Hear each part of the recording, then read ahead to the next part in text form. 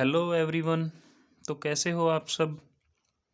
इस video lecture में हम पढ़ेंगे यूक्लिडियन मीट्रिक स्पेस। तो इससे पहले के जो लेक्चर अगर आपने वो नहीं देखे तो पहले वो लेक्चर देखें कि मीट्रिक क्या होती है, मीट्रिक स्पेस क्या होती है, कौन कौन सी प्रॉपर्टीज़ वहाँ पे सेटिस्फाई करी जाती हैं। और उसके अलावा हमने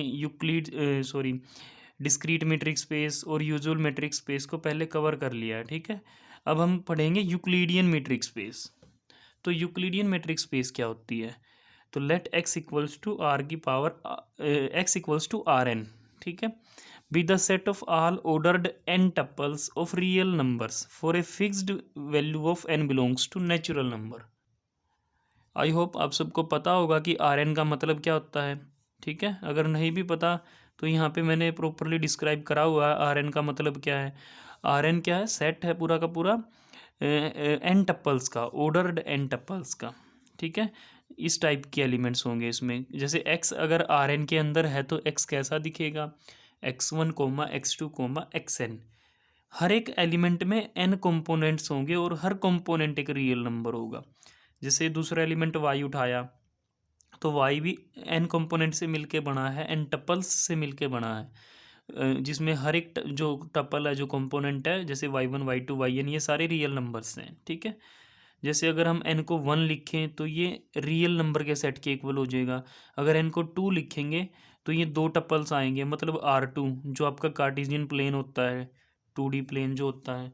अगर n को 3 लिखेंगे तो इसमें 3 टप्पल आएंगे, x1 x2 x3, जो आपका 3D जो स्पेस होता है ना, यूक्लिडियन स्पेस जो होता है। तो ये वो वाला सेट बन जाएगा। अब n की जगह कुछ भी रखा जा सकता है। ठीक है, कोई भी नेचुरल नंबर। तो यूक्लिडियन मीट्रिक स्पेस में क्या होता है, आपको ध्यान रखना है, जो एक्स जो सेट होता है वो आर एन होता है। ठीक है, जो कि सेट ऑफ टपल्स होता है, ऑर्डर्ड एन टपल्स की जो कलेक्शन होती है। अब यहाँ पे डी को कैसे डिफाइन किया गया है, d of x y equals to summation i running from 1 to n x i minus y i का होल स्क्वायर और सारे की पावर 1/2। इसका मतलब क्या है, अगर हम इसको थोड़ा सा और ओपन करके लिखें तो ये ऐसे दिखेगा, x1 में से y1 घटेगा और स्क्वायर करना, फिर उसका, फिर प्लस का निशान लगाना है, x2 में से y2 को माइनस करेंगे, फिर स्क्वायर करना है, फिर प्लस का निशान लगाना है, और ऐसे ही चलते जाएंगे और लास्ट तक लिखेंगे xn माइनस yn स्क्वायर करना है। ठीक है, और सारे की कितनी पावर लिखी जाएगी, 1/2 पावर लिखी जाएगी।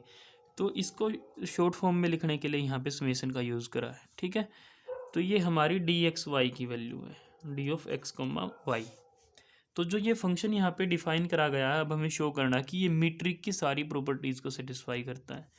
तो आइए एक एक करके सारी प्रॉपर्टीज़ को स्टडी करते हैं। सबसे पहले है जो हम सेटिस्फाई करते हैं, d of x y greater than equals to 0। तो ये कैसे सेटिस्फाई करेंगे, देखो जब आप डी एक्स वाई निकालोगे तो ये जो मैंने ओपन करके यहाँ पे ये लिखा है, इसको ध्यान से देखो। ये जो वैल्यू आएगी ये हमेशा ग्रेटर देन इक्वल टू 0 आएगी, क्योंकि x1 y1 रियल नंबर है, और दो रियल नंबर को जब आप माइनस करोगे और फिर स्क्वायर करोगे तो वैल्यू या तो 0 हो सकती है या फिर 0 से बड़ी। रियल नंबर का स्क्वायर कभी भी नेगेटिव नहीं हो सकता। फिर उसके बाद ऐसे ही x2 माइनस y2 का होल स्क्वायर है, ये भी ग्रेटर देन इक्वल टू 0 आएगा। ऐसे ही ये भी ग्रेटर देन इक्वल टू 0 आएगा, मतलब इस ब्रैकेट के अंदर की हर एक term greater than equal to 0 है। तो यहाँ पे इसीलिए मैंने लिखा है x i minus y i का जो स्क्वायर है वो ग्रेटर देन इक्वल टू 0 है for all i equals to 1 to up to n। ठीक है, अब ये सारी values greater than equal to 0 है, तो इनका जो सम करेंगे, मतलब समेशन करके जो वैल्यू आएगी वो भी ग्रेटर देन इक्वल टू 0 आएगी, और फिर सारे की पावर 1/2 करेंगे तो वो भी ग्रेटर देन इक्वल टू 0 आएगी। और यही वैल्यू हमारा क्या है, डी एक्स वाई है। तो इसलिए हमने लिखा कि डी एक्स वाई की जो वैल्यू है वो क्या है, ग्रेटर देन इक्वल टू 0 है। तो पहली प्रॉपर्टी सेटिस्फाई हो गई है। अब सेकंड प्रॉपर्टी है, डी एक्स वाई 0 कब होगा, जब ये वैल्यू 0 हो जाएगी। अब ये वैल्यू अभी अभी हमने पढ़ा कि ये कैसी वैल्यू है, हमेशा ग्रेटर देन इक्वल टू 0 है। अब किसी रियल नंबर का रूट 0 कब होगा, जब वो नंबर खुद 0 हो जाएगा, है ना, मतलब ये अंदर वाला सारा 0। अब ये सारे greater than equal to 0 values हैं और उनका सम भी ग्रेटर देन इक्वल टू 0 होता है। अगर सम 0 है इसका मतलब इंडिविजुअली हर टर्म इक्वल टू 0 है। तो this implies x i minus y i equals to 0 होना चाहिए, है ना।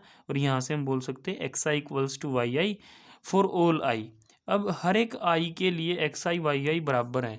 यहाँ पे अगर हम ध्यान से देखें, मतलब आई की वैल्यू 1 लेंगे तो x1 y1 बराबर है, आई की वैल्यू 2 लेंगे तो x2 y2 बराबर है, फिर xn yn बराबर है। तो जब सारे ही टपल्स इक्वल हो गए हैं तो x और y भी इक्वल हो जाएंगे। तो इसलिए यहाँ पे लिखा हुआ है कि x इक्वल्स टू वाई। और ये डबल इम्प्लीकेशन है, इसका मतलब आप ये लेके चलोगे तो ये भी प्रूफ हो जाएगी dxy इक्वल्स टू 0। अब नेक्स्ट है dxy इक्वल्स टू दिस, ये गिवन है कि dxy की वैल्यू ये है। अब हमें प्रूफ करना डी वाई एक्स की भी वैल्यू यही रहेगी। तो वो कैसे करेंगे? अब हमें पता है दो रियल नंबर है, उनमें से किसी को भी माइनस करो, जो स्क्वायर करके जो वैल्यू आएगी वो पॉजिटिव ही आएगी, है ना। और एक्स आई में से वाई आई को माइनस कर लो या फिर वाई आई में से एक्स आई को माइनस कर लो। पर वाई आई माइनस एक्स आई करने से इस डेफिनेशन के अकॉर्डिंग ये किसकी वैल्यू बनेगी? ये डी वाई एक्स की वैल्यू हो जाएगी। तो यहाँ से हम बोल सकते हैं डी एक्स वाई किसके इक्वल है? डी वाई एक्स के इक्वल है।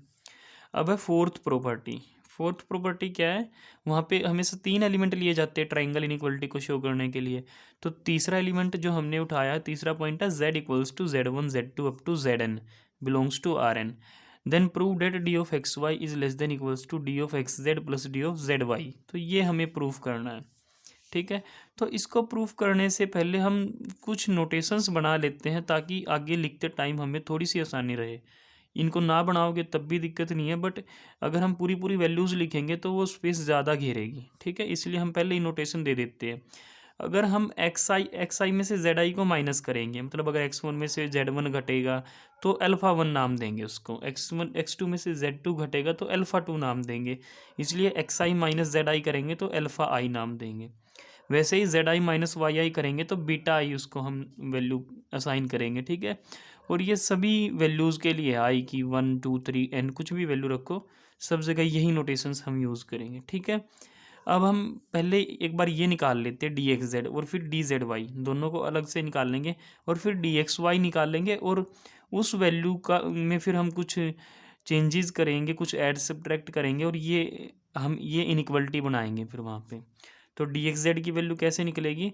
एक्स आई में से जेड आई घटेगा, स्केयर होगा, समेशन करके रूट निकाल देंगे, ठीक है। अब हमने अभी थोड़ी देर पहले लिखा x i minus Z I के, तो अल्फा आई वैल्यू दी है हमने, ठीक है। तो यहाँ पे अल्फा आई लिख दिया हमने, स्केयर था तो स्केयर कर लिया, सारे की power 1/2। Similarly d z y निकाला हमने, वहाँ पे बीटा आई लिखा था तो बीटा आई का स्केयर, सारे को यहाँ पे हमने यहाँ पे 1/2 आएगा, यहाँ पे क्या आएगा? 1/2, ठीक है। तो इस तरीके से ये फर्स्ट इक्वेशन हमने बनाई है। अब उसके बाद हम इसको कंसीडर करके चल पड़े डी ऑफ एक्स वाई को। By definition of d it is equals to this x i minus y i का होल स्क्वायर और समेशन आई से एन तक और सारे की पावर 1/2। अब हमने यहाँ पे क्या किया? जेड आई को ऐड भी कर दिया और सब्ट्रैक्ट भी कर दिया है, ठीक है।